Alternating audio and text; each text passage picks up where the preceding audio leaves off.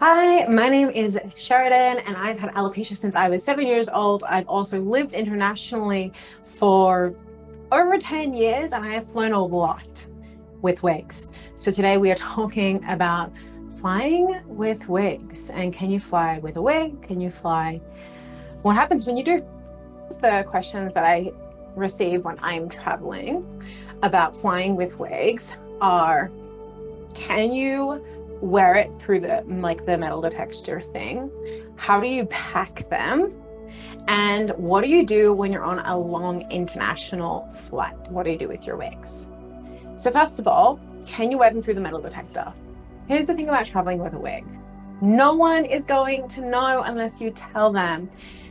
While you're normally, I understand when you're going through that, and I felt this probably the first time I was traveling internationally. I was about 18 years old, and I was traveling internationally with my wig for the first time. I've been wearing a wig since I was about 13, but I hadn't really gone anywhere like internationally. I think I went on a cruise or something.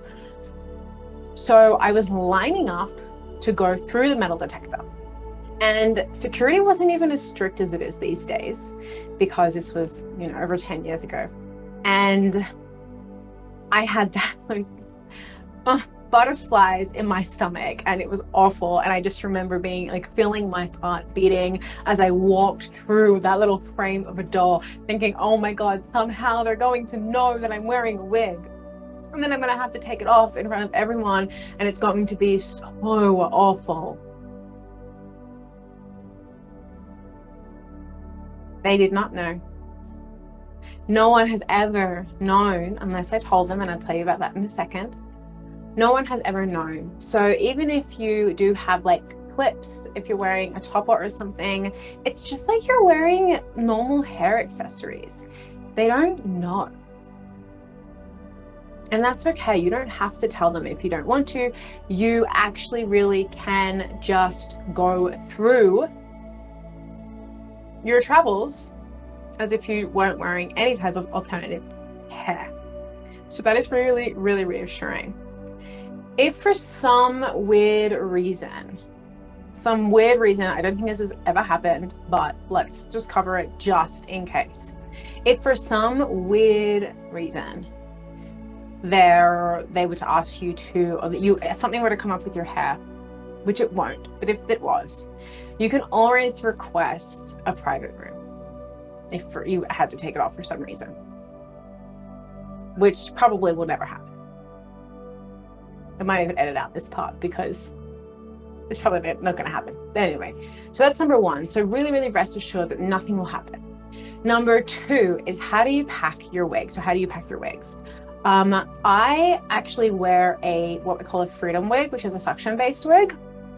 And usually, because it's suction and it's like a silicone cap that is molded to your head, the idea is that you're not meant to crush it. You're meant to keep it in that head shape. So when I've traveled before, and this includes going overnight as well as going on longer trips, I have gone one of two ways.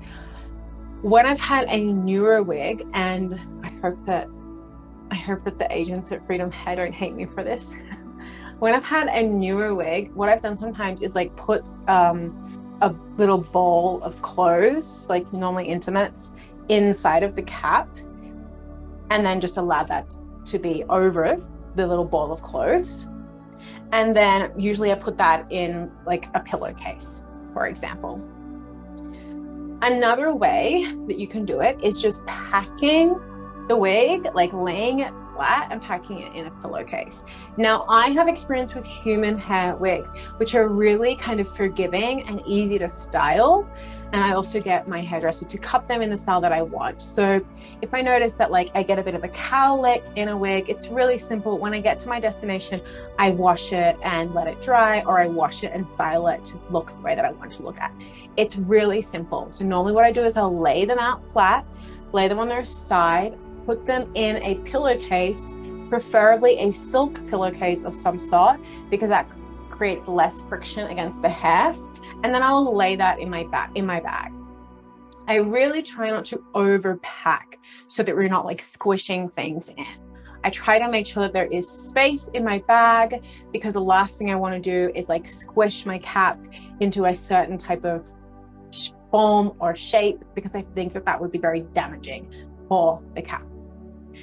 Now, when it comes to your baggage, and you might be feeling a little bit nervous about having your wig in your baggage, you have a couple of options. For many years, I took them in my carry-on because my wigs are expensive, and I was honestly just really nervous that my baggage would get lost. I've traveled a lot more since, and I have insurance, and I think that I've just kind of a little bit, my bags have been lost and I've gotten them back, so I'm a little bit more relaxed about it. So I do put them in my checked luggage. I had a situation recently which old me would have, like, my heart would have been fluttering. It would have been so scary, but it wasn't. It was actually just so easy. And the situation was that I was traveling from Colombia, where I've lived for the past decade, back to Australia, where I'm from. And it was the middle of the pandemic. I think I was like one of the only planes to be let back into Australia in 2021. Like, it was insane. Different story. But when I was coming through, normally when I go through customs in Australia, they don't go through my stuff. I've never been picked out for them to go through my things. But I think because there weren't very many of us and they do need to go, like, they need to do their job, they did go through my bag.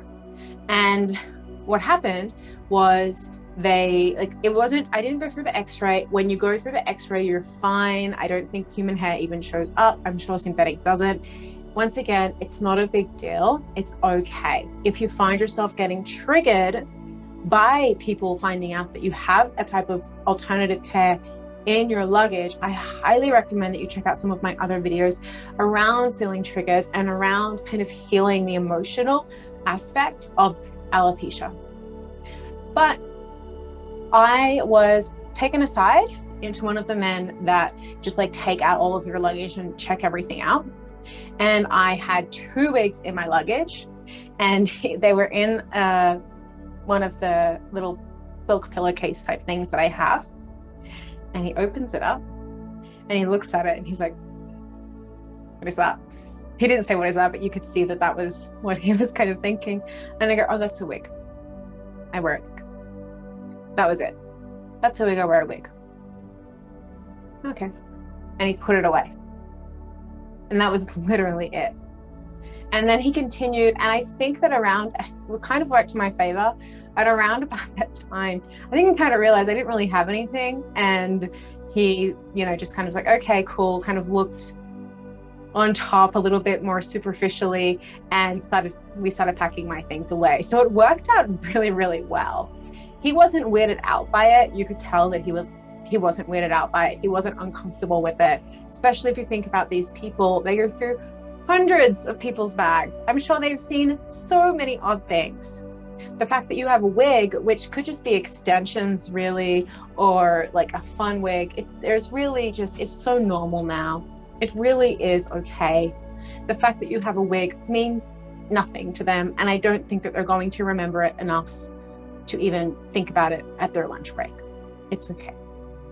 Once again, if you feel a lot of emotion and trigger around this, I highly recommend that you check out some of my other videos and my resources, including the meditation below, so that you can navigate those moments with a little bit more ease. The third thing is actually traveling with a wig. Now, I travel quite regularly, semi-regularly, between Colombia and Australia. And I think that they're probably the furthest apart that 2 countries can be. And I don't know why I've chosen this life, but I have. It's chosen me. And so when I'm traveling between Australia and Colombia, depending on like the pit stops and things that I have, my itinerary, I can be traveling anywhere from 26 to 72 hours to get from my home in Colombia to my home in Australia. And we all know that wigs can be quite uncomfortable for an extended period of time. Even though I have been wearing a wig for most of my life, it still gets uncomfortable. Especially when you're sleeping in it, your body temperature's changing regularly over this time. And it can be like a little bit odd. So for many years, what I did was I just wore my wig the whole time. And it was gross and sticky and sweaty, but it was also okay. I was okay with it. And sometimes I would go into like the bathroom and just kind of wash off my head a little bit, and it was fine.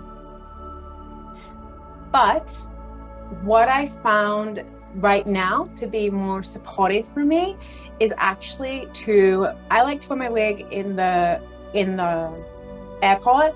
Number one, it's a really great way to transport your wig on your head.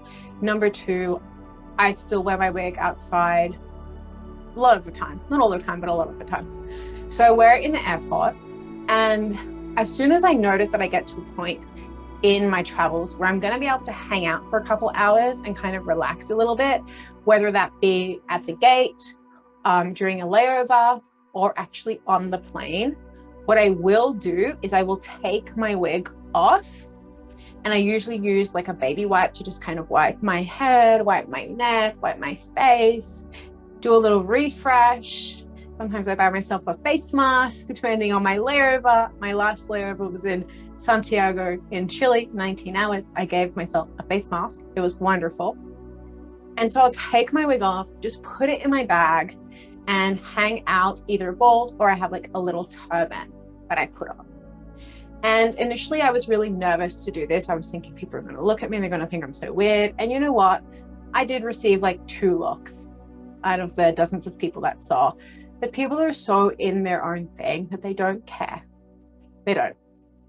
And if they see you doing it, they're probably thinking, she's really freaking awesome. She's really freaking awesome. You can inspire somebody by prioritizing your comfort. So traveling with wigs, it can be a little bit intimidating in the beginning, but it's totally easy, totally doable, and it can be a really, really wonderful experience. And I'm sure that your friends are going to be so jealous about the fact that you can go through a long trip and not even have to wash your hair at the end of it. You can just take your hair off and it feels like you're a new person. So that's really wonderful.